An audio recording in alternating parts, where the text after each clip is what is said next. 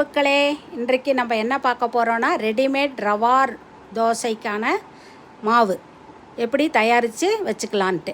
அதுக்கு தேவையான பொருட்கள் 2 கப்பு அரிசி மாவு, 1 கப்பு மைதா மாவு, 1 கப்பு ரவை, 2 டேபிள் ஸ்பூன் கடலை மாவு, அப்புறம் பொட்டுக்கடலை 2 டேபிள் ஸ்பூன், கடலைப்பருப்பு 2 டேபிள் ஸ்பூன், முந்திரி 2 டேபிள் ஸ்பூன், மிளகு, சீரகம், பெருங்காயத்தூள், உப்பு, கருவேப்பிலை.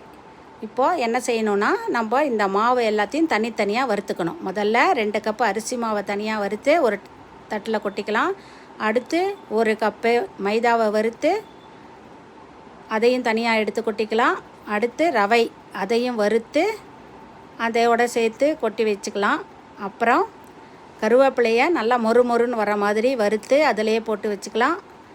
அப்புறம் நம்ம எடுத்து வச்சுருக்கிற அந்த பருப்பு ஐட்டம் எல்லாமும், கடலைப்பருப்பு கொஞ்சம் நேரம் வறுத்ததும், பொட்டுக்கடலை, மிளகு, சீரகம், முந்திரி அதையும் எல்லாம் வறுத்துட்டு அந்த 2 டேபிள் ஸ்பூன் எடுத்து வச்ச கடலை மாவு, பெருங்காயத்தூள், உப்பு அதையும் சேர்த்து நல்லா வறுத்து அதோட போட்டு வச்சுக்கலாம்.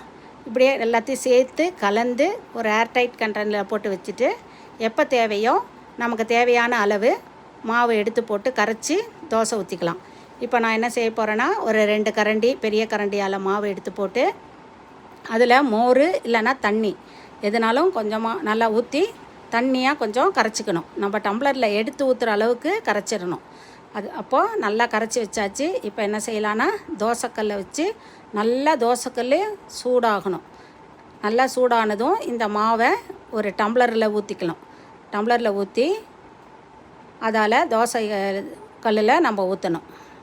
நல்லா ஹோலாக மெலிசாக ஜம்முன்னு வரும். உங்களுக்கு தேவைன்னா நெய் போட்டுக்கலாம், இல்லைன்னா எண்ணெய் போட்டுக்கலாம். நீங்களும் இதே போல் செய்து பார்த்து சாப்பிட்டு பார்த்து உங்கள் கருத்துக்களை தெரிவியுங்கள் மக்களே. என்னுடைய சேனலை லைக் பண்ணுங்கள், ஷேர் பண்ணுங்கள், கமெண்ட் பண்ணுங்கள். நன்றி, வணக்கம்.